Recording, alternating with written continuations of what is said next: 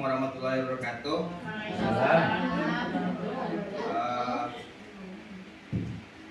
Sekarang kita akan melaksanakan kegiatan sosialisasi rencana tindak lanjut dari hasil PKG PJOK.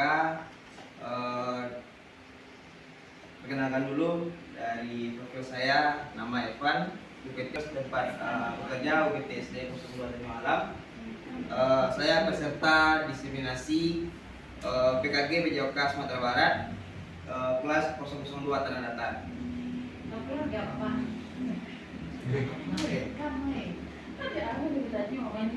Sebelumnya di sini saya mengambil rencana tindak lanjut, yaitu tradisi yang mulai ditinggalkan, yaitu permainan tradisional Indonesia.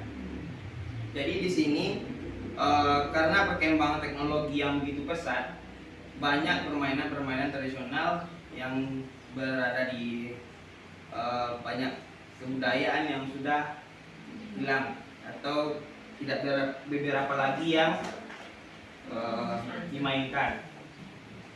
Oke, di sini ada latar belakangnya. Apa itu permainan tradisional? Permainan tradisional adalah warisan budaya yang telah diwariskan dari generasi ke generasi. Jadi beberapa generasi kita yang sekarang itu sudah mulai tidak tahu lagi dengan permainan tradisional. Jadi di sini saya tujuan mengangkat permainan tradisional ini, bagaimana kita mensosialisasikan permainan tradisional ini ke. Selanjutnya, permainan ini biasanya menggunakan alat sederhana yang mudah ditemukan di sekitar, seperti batu, kayu, ataupun tanah. Di sini mungkin kita sudah tidak melihat lagi anak-anak yang bermain batu, kayu, atau tanah, karena sekarang permainan anak-anaknya sudah memakai gadget atau HP. Menurut perkembangan zaman yang semakin pesat. Selanjutnya, selain sebagai hiburan, permainan tradisional juga mengandung nilai-nilai pendidikan sosial dan budaya yang sangat penting bagi perkembangan anak.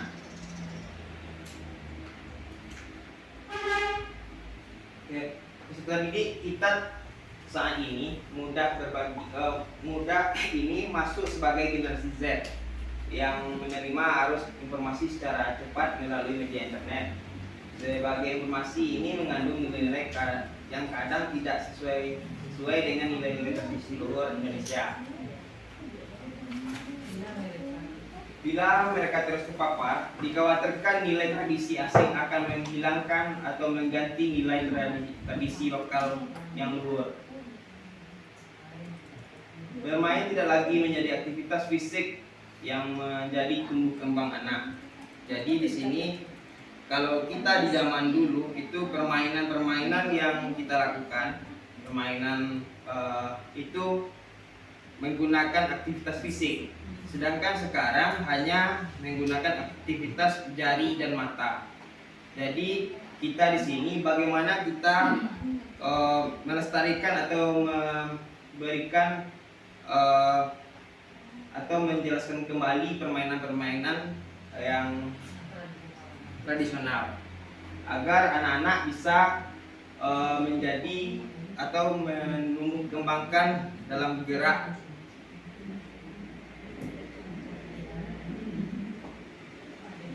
Oke, tujuan program. Di sini tujuannya menumbuhkan rasa hormat terhadap keanekaragaman budaya. Selanjutnya, melestarikan permainan tradisional. Selanjutnya, membuat kegiatan aktivitas fisik untuk meningkatkan kebugaran. Dan yang keempat itu terbiasa bekerja sama dengan rekan sejawat kelompok untuk memecahkan masalah. Ya, dari 4 tujuan program ini, yang pertama itu menumbuhkan rasa hormat, menghormati terhadap keanekaragaman budaya. Jadi dari kita kan banyak budaya di Indonesia, karena kita Bhinneka Tunggal Ika, kita saling menghargai. Contohnya budaya Minang menghargai budaya Jawa, budaya Batak atau budaya lainnya.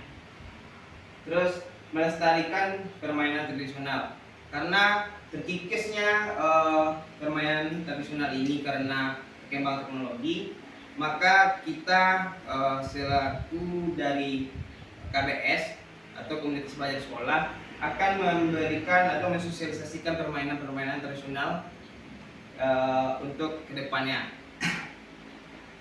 Selanjutnya, membuat kegiatan aktivitas fisik untuk meningkatkan kebugaran.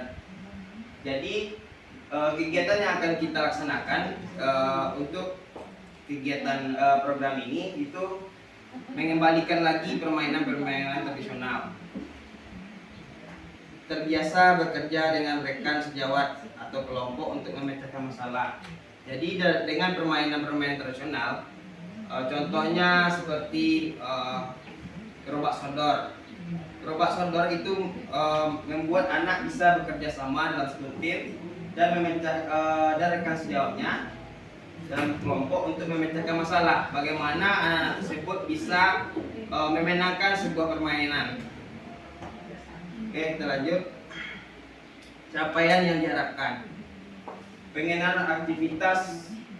Pengenalan. Yang pertama, aktivitas untuk membantu murid dapat terlibat aktif. Jadi di sini kita kenalkan dan membantu murid untuk bisa aktif dalam kegiatan yang akan kita laksanakan. Yang kedua, eksplorasi. Aktivitas murid mencari informasi terkait topik. Nanti kita tugaskan peserta didik kita untuk mencari informasi terkait permainan-permainan tradisional. Selanjutnya, aktivitas project. Aktivitas murid merancang dan membuat produk sebagai hasil belajar. Struktur program dan kemitraan. Program yang dibuat merupakan co-kurikuler yang menjadi upaya untuk mendalami dan menghayati materi pembelajaran yang dapat melalui kegiatan bermain tradisional gerobak sodor. Jadi untuk program SEM yang akan kita laksanakan di sekolah kita itu permainan gerobak sodor. Sebelum kita memberikan materi permainan tradisional yang lain. Oke, yang kedua itu murid yang terlibat adalah kelas 4 dan 5, baik laki-laki maupun perempuan. Selanjutnya yang ketiga, penanggung jawab adalah kepala sekolah. Setelah dikoordinasikan dengan kepala sekolah telah mengizinkan kita untuk melakukan program STEM ini. Selanjutnya, KBS, komunitas belajar sekolah, yang menjadi fasilitator adalah komunitas praktisi UPT SDN 02 Tanjung Alam yang terdiri dari beberapa guru kelas dan guru mapel dalam pengarahan publish. Jadi kita di sini nanti akan mengarahkan anak-anak kita semuanya. Nanti ada yang menjadi supporter, kita minta dari kelas 1 atau kelas 2 nanti jadi supporternya. Jadi penyelenggaraannya itu berupa kita membuat sebuah event nanti, sport education model. Kelas 1 kita minta jadi supporter, kelas 2 nanti bisa jadi supporter juga. Terus kelas 3 bisa menjadi panitia. Terus kelas 6 menjadi pembawa acaranya nanti kita bagi tugasnya nanti. Selanjutnya, mitra dengan wali kelas sebagai koordinator yang masing-masing kelas kepanitiaan, peserta dan pihak lain yang berasal dari murid. Selanjutnya, kapasitas yang dimiliki.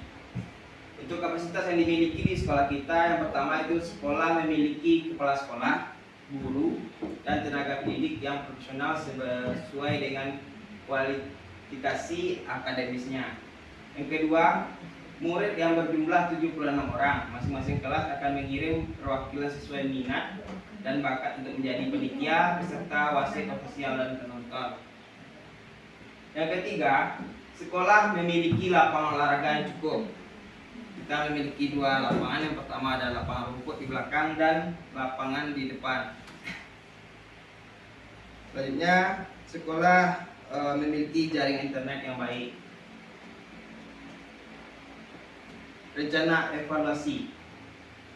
Selanjutnya dalam kegiatan ini setelah kita rencanakan dan kita mengevaluasi. Yang pertama itu evaluasi secara penyeluruhan dilaksanakan setelah pelaksanaan kegiatan ini. Apa yang sudah baik dan apa yang harus ditingkatkan. Melihat hasil umpan balik dari siswa berupa kuesioner atau wawancara. Yang ketiga, mencatat pengamatan kebiasaan kerjasama dalam tim. Yang keempat itu mengukur tingkat kebugaran jasmani siswa menggunakan TKJI, tingkat kebugaran jasmani Indonesia. Ada alat ukurnya nanti.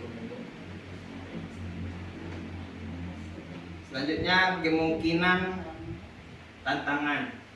Yang pertama, kegiatan sekolah yang bentrok dengan dilakukannya pas hari efektif. Jadi pelaksanaannya di hari efektif mungkin ada bentrok dengan jadwalnya nanti. Yang kedua yaitu kegiatan sekolah yang bentrok dengan antar kelas. Yang ketiga, cuaca hujan atau panas terik. Kegiatan dapat ditunda atau diganti hari lain. Yang keempat, evaluasi dan umpan balik. Memberikan evaluasi yang efektif dan memberikan umpan balik yang konstruktif kepada setiap peserta didik. Mungkin hanya itu dari penyampaian tentang sosialisasi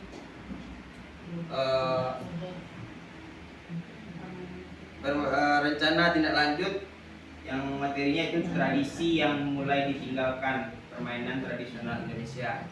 Jadi